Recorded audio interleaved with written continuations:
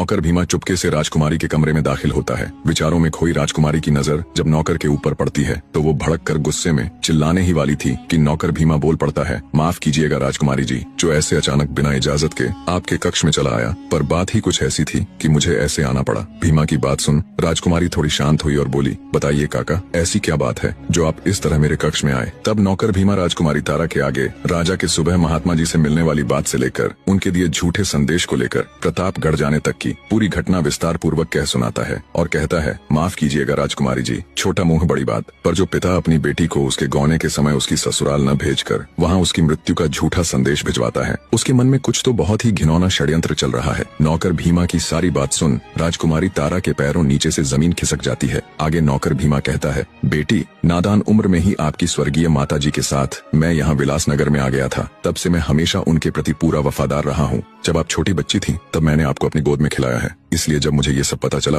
तो आपको बताना जरूरी समझा। अब मैं जा रहा हूँ। इतना कहकर भीमा वहाँ से चला जाता है। राजकुमारी तारा के ऊपर तो जैसे आसमान टूट पड़ा था। वो बेचारी खड़ी खड़ी जम गई। झरने की तरह उसकी आंखों से टप टप आंसू बह रहे थे। उसका दिमाग एकदम से सुन्न पड़ गया था। एक बार के लिए तो उसे ऐसा लग रहा था कि जैसे वो अपने पिता के बारे में कुछ भी अनाप शनाप सोचे जा रही है। कोई पिता इतना नीच कैसे हो सकता है? पर नहीं, उसने जैसा सोचा वो सब बिल्कुल सही था। सभी तार उसके दिमाग में जुड़ने लगे। वो खुद को उस आम के पेड़ से और अपने पिता को पेड़ के मालिक से जोड़कर देखने लगी। उसे समझते देर न लगी कि क्यों उसके दुष्ट बाप ने उसकी ससुराल में उसकी मौत का झूठा समाचार भिजवाया है। जब उसकी माँ जीवित थी तो उसने अच्छे से राजकुमारी को उसके पिता की आदतों से अवगत करवाया था, लेकिन वो इतना गिरा हुआ और इतना नीच हो सकता है, उसकी सोच इतनी गंदी हो सकती है, ऐसा वो कभी सपने में भी नहीं सोच सकती थी। कुछ देर तक राजकुमारी अचेत अवस्था में बैठी आंसू बहाती रही। फिर उसने विचार किया कि अब उसका यहाँ एक पल भी रुकना उचित नहीं है। उसका दुष्ट पिता कभी भी यहाँ आ सकता है, पर इतनी रात को वो जाएगी कहाँ? अंततः राजकुमारी ने फैसला किया कि चाहे वो कहीं भी जाए, पर यहाँ तो अब और एक पल भी नहीं रुकेगी।